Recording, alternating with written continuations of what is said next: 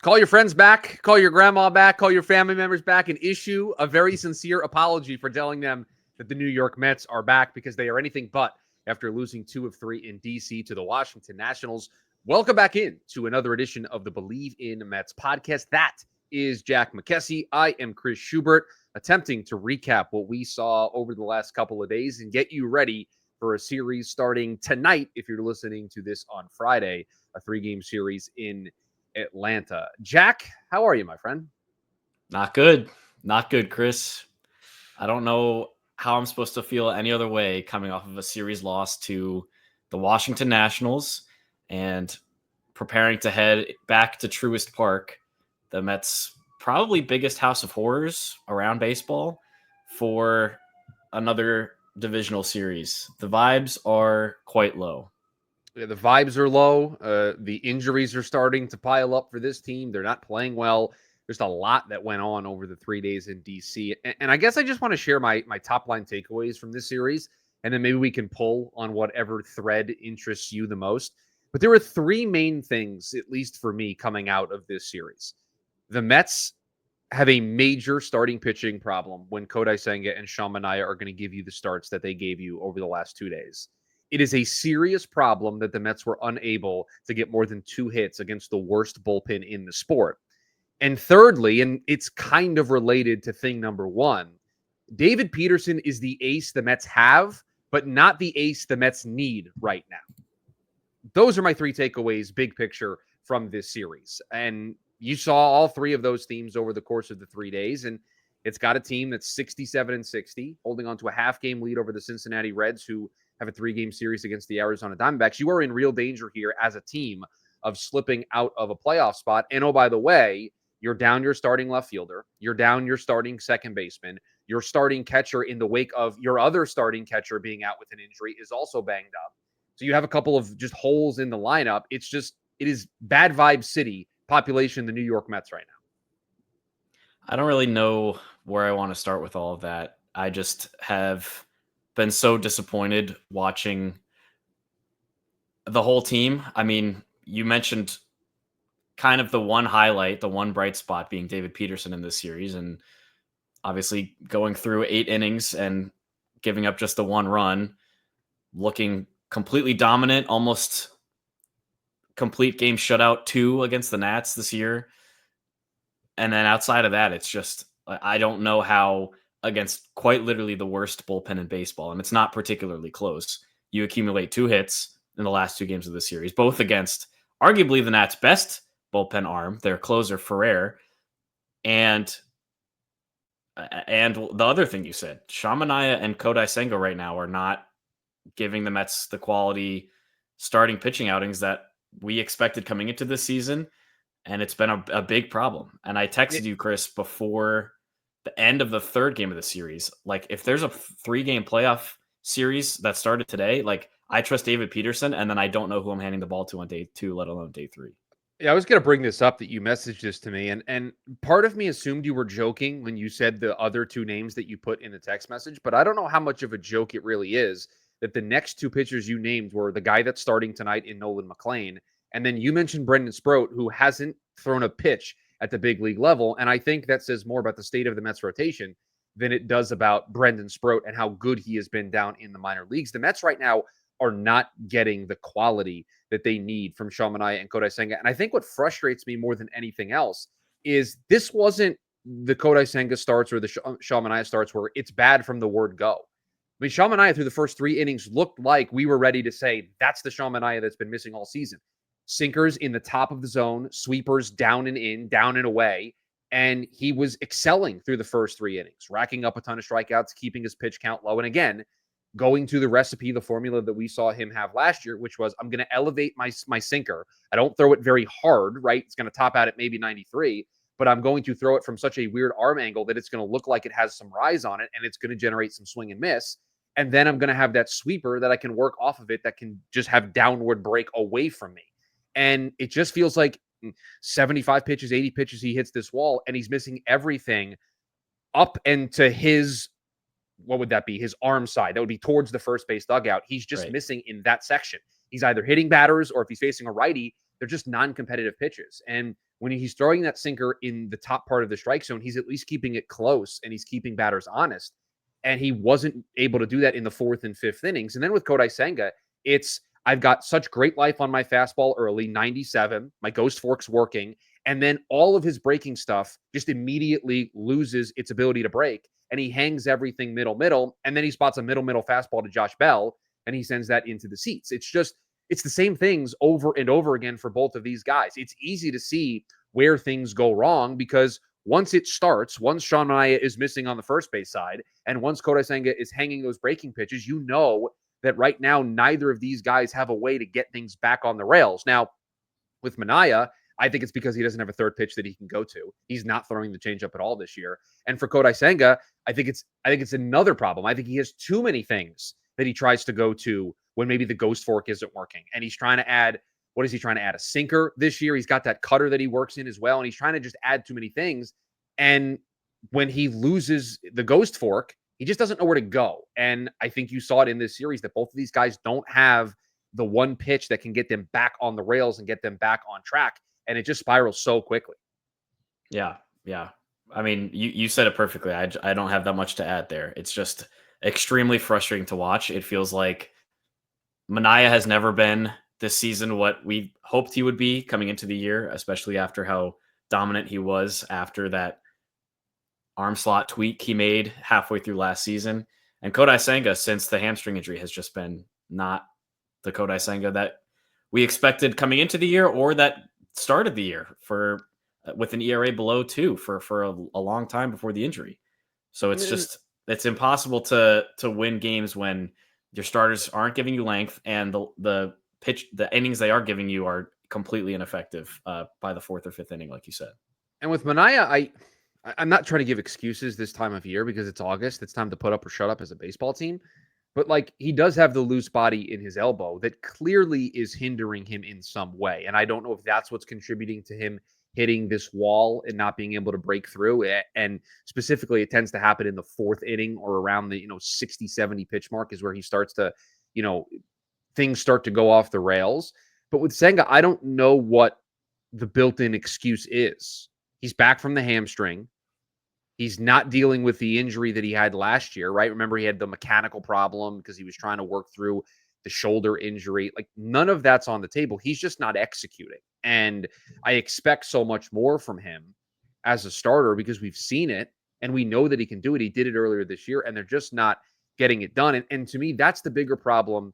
And maybe we can use this to transition into the hitting woes in this series. To me, that's a bigger problem because 1 out of every 5 days, maybe with Nolan McLean now, it's 2 out of every 5 days. You feel good about where the Mets are at from a starting pitching perspective.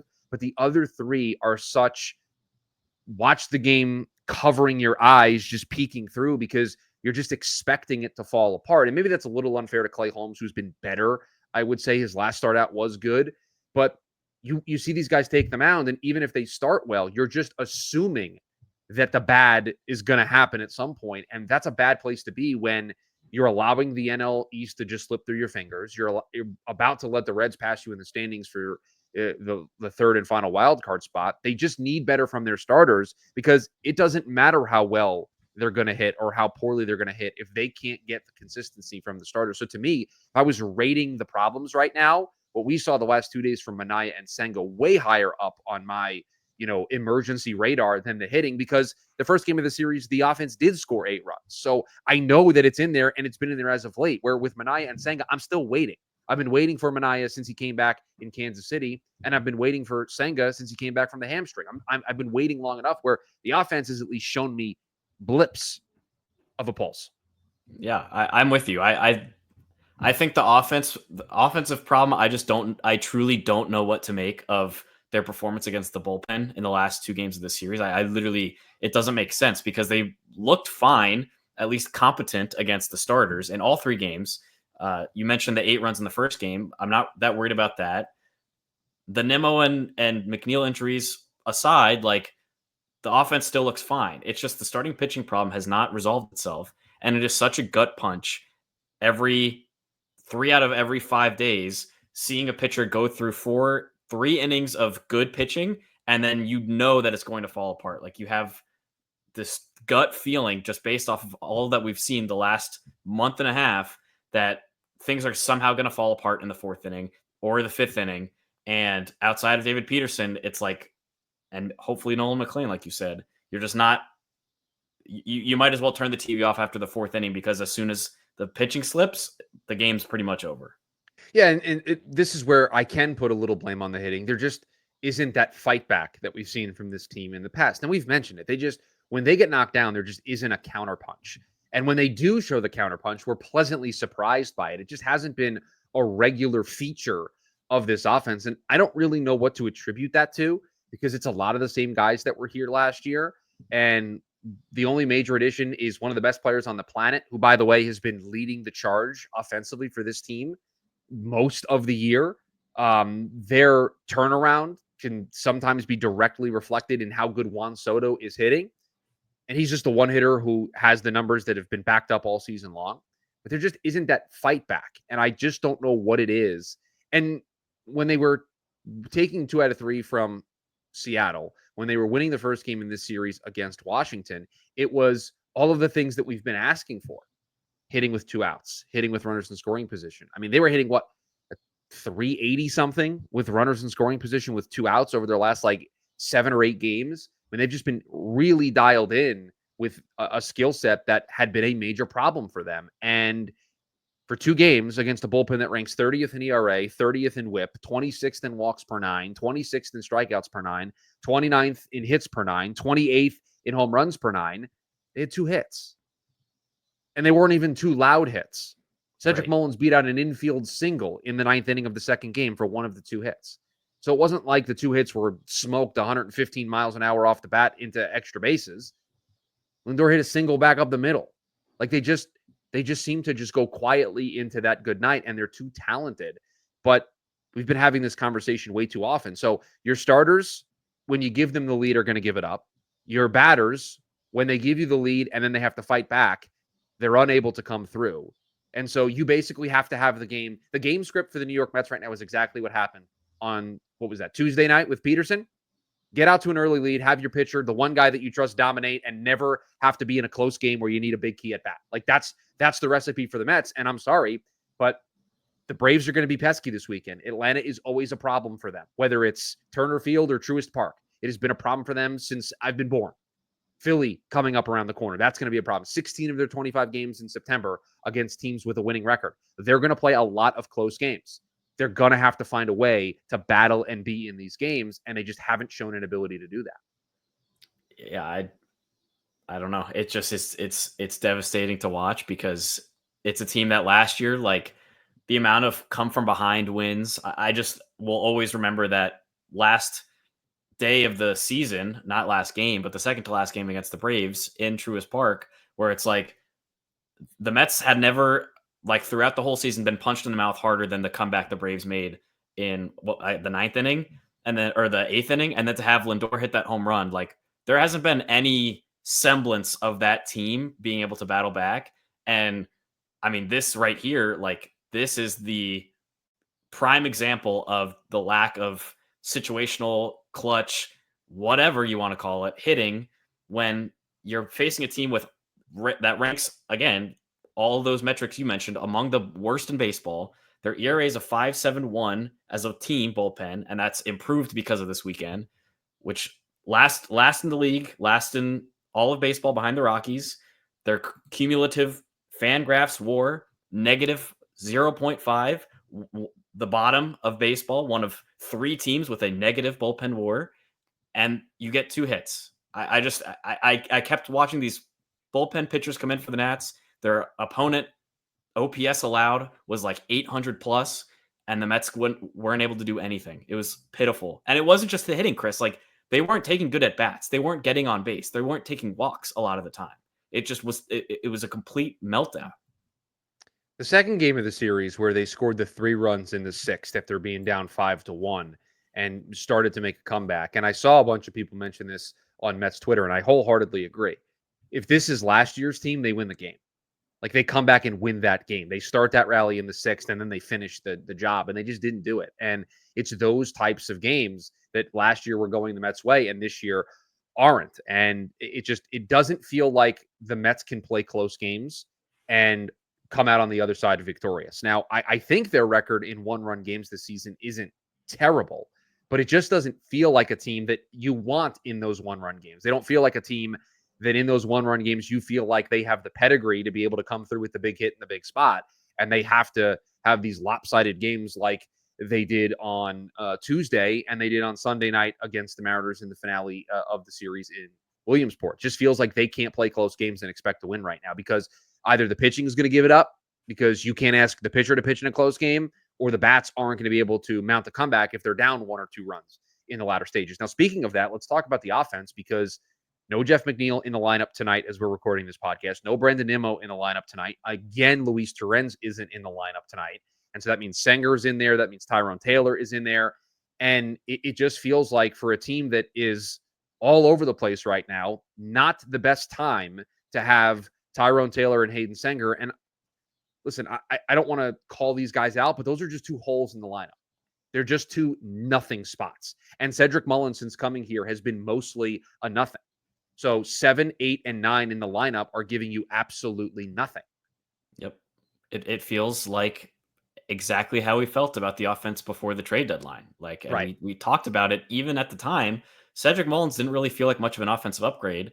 And I was looking at his numbers throughout the series, even though he played decently at the plate this last 3 games, his numbers have been worse than they were with the Orioles for the first half of the season. He is a below average hitter for the Mets right now, and it's giving them absolutely nothing. And that's not to mention, Chris, the play that he didn't make in the finale of the series. Oh, you were red hot about this. You were red hot. Where he dives for the ball and it short hops his glove, and I'm watching Tyrone Taylor chase down balls all over left field throughout the game, and I'm thinking to myself, man, I think Tyrone Taylor catches that standing up.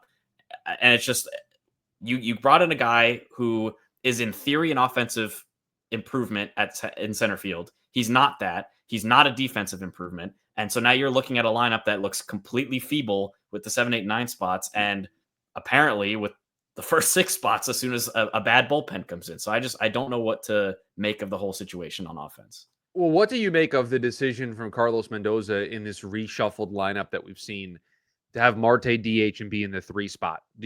Are you in favor of that? Or because I don't like it. Yeah, everybody knows my stance on Starling Marte. I know he's having a good season and I know he's been solid for this team, but there are just way too many at bats where he just can't.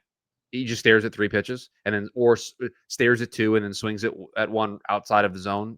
And it's a non-competitive at bat. To me, I wonder if I'm looking at the lineup for tonight's game and I'm trying to think what I would do in Mendy's shoes. What do you think about this? Lindor Soto staying 1-2 because Lindor's been red hot. By the way, shout out to Francisco Lindor, 8th leadoff home run of the season, new Mets franchise record. The toe is healed. He's back. This offense conversation does not include Francisco Lindor right. Although that slide that he awkwardly had, I was a little worried about that. But outside of that, he seems offense. Yeah, he's been good. Soto in the 2 spot, I have no problem with that. What do you think? Just go with me here. What do you think with moving Alonso up to the 3 spot and then putting Beatty 4, Vientos 5, Marte 6?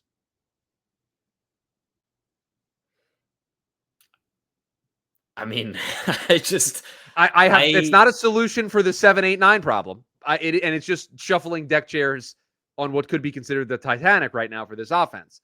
But Beatty's been swinging a really good bat, and I want to reward that by getting him more at bats in a singular game. And with the power that we've been seeing, he's hitting home runs on the road. He's elevating the ball. That home run that he hit was a bomb. Which one? Both of them were bombs. Both of them were second deck shots. 5 feet, I think, was the second longest home run a Met has hit this season. Yeah. I mean, I don't know, because I just feel like you're trying to fix something that is like a minor problem. Like the bigger issue is Nimmo is not in the lineup, right? And that you have to have Tyrone Taylor in the 7 spot instead. The bigger issue is that you don't have Jeff McNeil playing, whose OPS is still among the top 3 in the Mets lineup right now. Mm-hmm. It's hard for me to really want to say that Brett Beatty in the 4 spot is going to protect Alonso enough to get him good pitches to hit. Like I don't see any of these other players in the 4, 5, and 6 spots as like frightening. I will say this: I'm a little surprised that after McNeil took a pinch hit spot yesterday, that he's at least not in here as the DH. I wonder how the shoulder held up after he. Right. I mean, came in it's just going to be a yesterday. question of how did he feel when he woke up today. Yeah. And I was the Yahoo who on social media got after Mendy yesterday for not having McNeil in the lineup before we knew that he was dealing with a shoulder thing, because it just felt outrageous to sit down one of your best hitters. I don't Right. care that it was Mackenzie Gore lefty on the mound. Like Jeff McNeil needs to be in the lineup. Yeah. And I don't want to second guess Mendy without knowing whether or not the shoulder was fine for Jeff. But if he pinch hit yesterday, clearly he felt good enough to give the Mets one swing. And they say that it's a problem when he's throwing. And he went out in the field. Yes, he did. played left field in the game. So you're telling me we got to get Starlin Marte's bat in the lineup and we won't have Jeff McNeil's? And I think it was James Shiano of Mets Up who had a really good tweet that if McNeil, Nimmo, and Torrens are all banged up, the Mets could have a one-person bench tonight. Like Ronnie Mauricio could be the only healthy player that could go into the game tonight. And he's a switch hitter, but you really only want to see him bat from the left side. And where are you playing him? Because I don't really want to take Vientos and Beatty out right now. Right. It's not like you can kick McNeil to the outfield when he's in there and then open up a spot that way. Like Beatty's playing second base. Like Beatty's got to stay there. Right. And I mean, clearly the Beatty experiment in AAA where he had some outfield reps was not. We're just not going to try to relive that right now. But yeah, there's nowhere for Mauricio to play. Right. And so he's pinned to the bench, and let's face it, he hasn't been great as a pinch hitter this season. So it's not like Carlos is going to run to use Ronnie Mauricio in a big spot. I think he's just going to trust the guys that are in the lineup. But boy, are there going to be some key at bats over the course of tonight's game where Taylor, Mullins, or Senger are in there, and I'm going to want to rip my hair out. It's bad. Things are bad right now. Although, hey, shout out Hayden Senger getting his first career RBI in the finale. This one, sac fly. He's a nice player. Okay, he's a nice quality depth player. Okay, that's what Hayden Senger is. But he can't be a starting catcher for a team that's trying to make the postseason. He just can't. You've got, again, 1 through 6. I would say on the 1 out of 10 confidence scale right now, I would say 5.5, 5.75. Sure. Yeah, I'll say above average. The bottom 3 is a 0. So my whole lineup is like a 4.25. Yeah. That's where this team's at. I think that's about accurate. 3-game series starting tonight in Atlanta. Nolan McLean, Joey Wentz, Clay Holmes versus Cal Quantrill, and then David Peterson against Bryce Elder in the finale. Did you wake up this morning feeling some type of way about playing a very important series late in the season in Atlanta? Because I certainly did. The Braves are licking their chops right now because they just had a couple of tune-up series. They just played the White Sox, and now they're welcoming the Mets, who are nearing rock bottom once again, and a chance to knock them out of a playoff spot pretty handedly with the Reds still just behind them. I'm telling you right now, I can tell you exactly how at least one of these 3 games is going to go, and perhaps it'll be tonight. Like tonight feels like the night where this script plays out. The Mets are going to jump out to a nice, solid 4-0 lead in this game, and then because it's Atlanta and because it's Truist Park, they're going to give it away, and they're going to be in a 6-4 game late, and they're going to have to rally. And the House of Horrors comments on social media are going to just be flying all over the place. You know that there's a game this series where the Mets are going to have a nice, what you think is a comfortable lead, and you feel good about things. And you're going to be reminded very quickly that it's Atlanta. Doesn't matter that they're 58-69. They're going to remind you that that's their building. They own you in that building, and they're going to remind us all. I'm locking in the David Peterson, Bryce Elder start. You think it's going to happen until Sunday? It feels like Nolan McLean is going to give this Mets team 5 or 6 solid. They're going to be winning 5-1. And then it's just going to all come crumbling down. Ryan Helsley will have another blow up, or maybe Ryan Stanek. I know he pitched yesterday. They're not going to pitch Ryan Stanek ever again. I don't think he's going to pitch another inning for this team.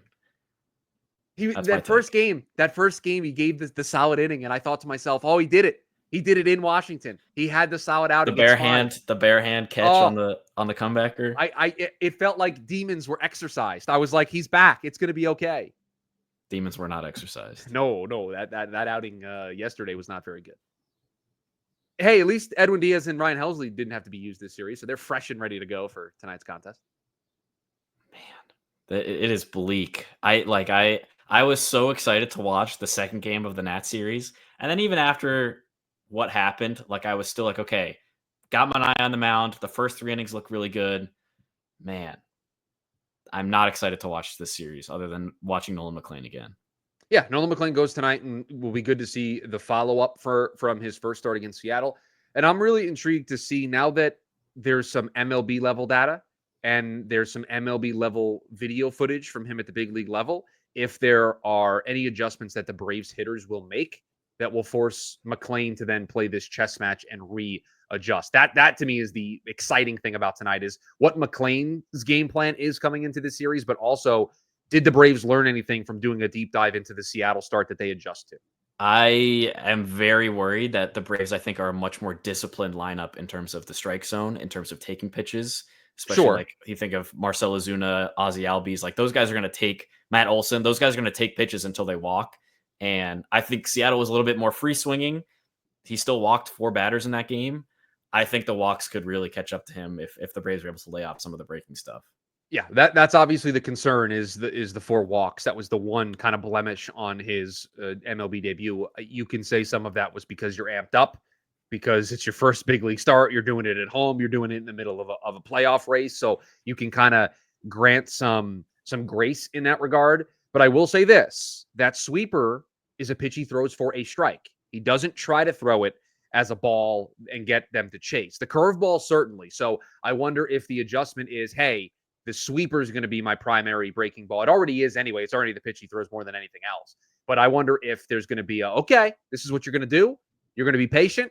I'm just going to frisbee that sweeper in there and make you try to adjust. And then when you're expecting it, here's a sinker in on your hands. Or if you're a lefty, here's a cutter in on your hands. And so I wonder if that's going to be the recipe. And that's kind of the way McLean likes to pitch anyway. But I wonder if he's really going to emphasize it. And instead of throwing all of the pitches, he maybe kind of uses 3 or 4. Although, the one thing you can do, I don't know how much they'll put this in the game plan. You can try to throw that changeup for a strike in the lower part of the zone. You can try to throw that a little bit more. I mean, he only threw it twice in that first start, and I don't know against a divisional opponent with a more desperate team. Although they were pretty desperate at that first start, I just, man, I have like already having visions of a hanging sweeper to Matt Olson that's just 5 rows above the chop house somehow. No, he'll bury it. He'll bury it back foot. If he's going to throw it, he'll bury it. I'm confident. I'm confident. We are back at the conclusion of this Braves series to break everything down and get you ready for a 3-game series with Philadelphia that just feels like it's going to be very, very important no matter what happens over the weekend. That Philly series may be where the division chances get laid to rest, or it could be the start of a comeback tale for the New York Mets. And we'll be here to preview it and break down everything that occurred here over the weekend against the Atlanta Braves. I think I said this in the last pod. I'm going to say it again. These are kind of the 3 pitchers I want on the mound right now for the New York Mets. Yeah. I mean, if you had to pick 3 pitchers right now that are on the big league roster. Right now, yeah. These would be the 3.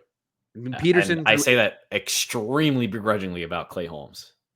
Yeah, I mean, Petey and McLean are doing a lot of the heavy lifting in that statement. Yes. Yep. But Holmes' last time out did exactly what I need Clay Holmes to do right now. If Clay Holmes did that tomorrow against Cal Quantrill, I would say, great job, Clay. Great job. I wouldn't bat an eye at that. That'd be fine. 5 innings, 1 run allowed. No problems with that. If this offense can't do better than what they did last time against Bryce Elder, too, in the finale of the series, I'm going to lose it. I mean, it's Joey Wentz. Cal Quantrill, they just picked up off of waivers. Like, the Braves are telling you, here you go. Here's the series. Go ahead and take it.